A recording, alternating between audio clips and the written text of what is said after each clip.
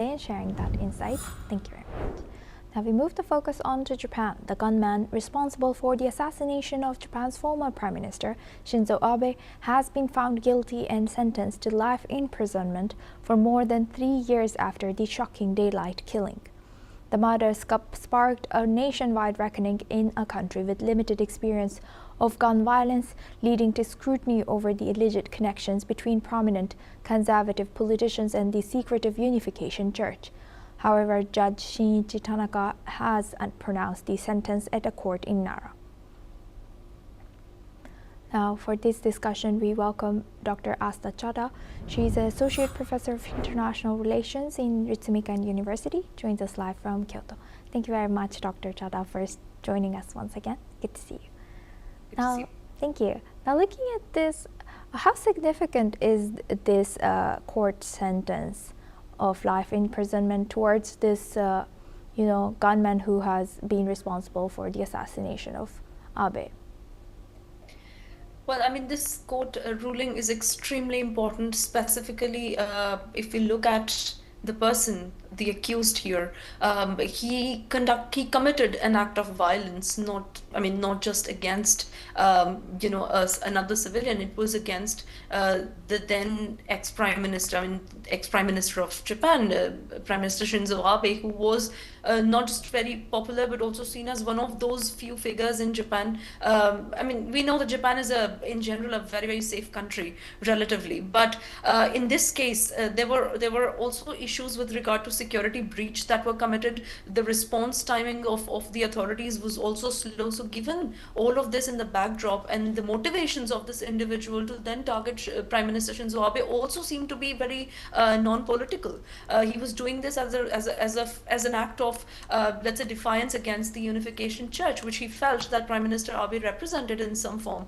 So given all of that convoluted backdrop, this decision that had taken so many years to come forth, the courts deciding that this man would be sentenced to life imprisonment was welcomed by people, welcomed by those that look at this act of violence in some way threatening that image of Japan being a very, very safe country. It is being welcomed by the supporters of Abe. It is also being welcomed by people who wanted a clear distinction made between the Liberal Democratic Party and the Unification Church. And let's also remember that back in 2025 in Tokyo, the government here in Japan also celebrated the fact that the courts basically asked the Unification Church to entirely disband and not operate on the Japanese soil anymore. So these developments have definitely taken a long time. There were periods where there was a lot of skepticism as to where this whole trial is going to go, because the arguments in favor of this accused were never to save him, because the accused had already accepted the guilt of him being the person that had attacked Prime Minister Shinzo Abe. But it was important because the lawyers that were fighting his case had pleaded that given his backdrop, given the fact that he was not politically motivated, given the fact that he had suffered immensely at the hand of the church, this individual's sentence should be reduced. So the court upholding its decision that in some ways being celebrated by people here is being seen as very, very important. And lastly, I must mention this judgment was given in Nara District Court, and that city had suffered in terms of its image of being a safe city as well, because that's where the incident took place. So all in all, I think it has had a very cathartic effect on people and the supporters of Prime Minister Abe.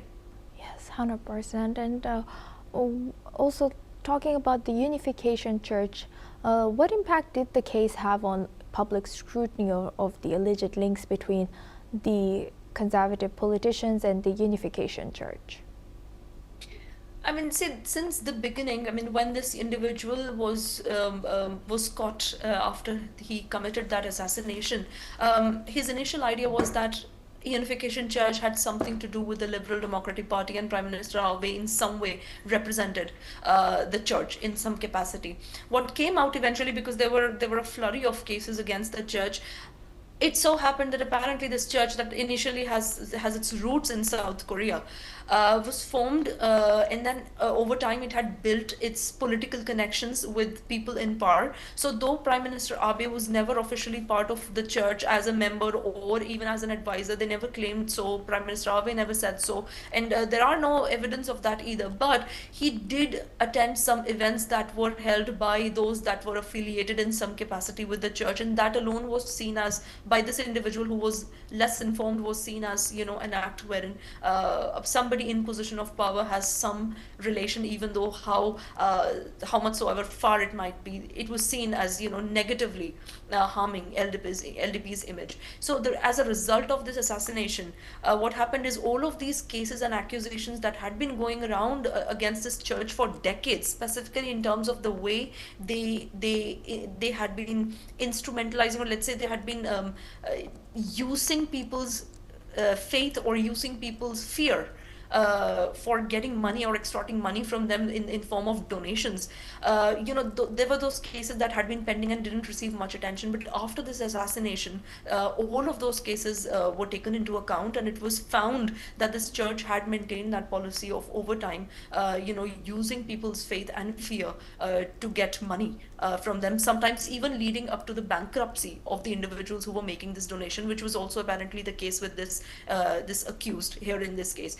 The second important thing that came about as a result of this trial was also the fact that the Japanese government now needs to look very carefully at the second generation of the donors of this church, which is the people such as this accused person, because several of these kids are probably not followers of this church or never had the kind of religious devotion, but they were suffering the impacts of bankruptcy that their parents had put them into. And lastly, the court itself kind of rejected any grounds for empathy or any grounds of justification of this person having a personal suffering and trying to target Prime Minister Abe, who was wrongly seen by him through some videos that were circulated online as in some way or some capacity linked to the church. So those three things, I think the way that they emerged, also in a broader context, bring to question as to what is the role of religion here in Japan, which is largely seen as a very non-religious society, and yet we see the operations of these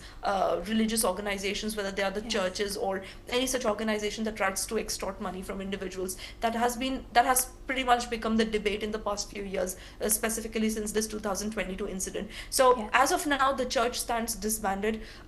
We do not know what would be the next steps for this church or members of this church, and how they're going to maybe in some way rally some support in one way or another. But what can be said for sure is that Japan is going to crack down with much more strictness when it comes to such actions, specifically ones linked with organizations in positions of power or organizations that could in some way exploit people and their victimhood or their fears in some way to extort money.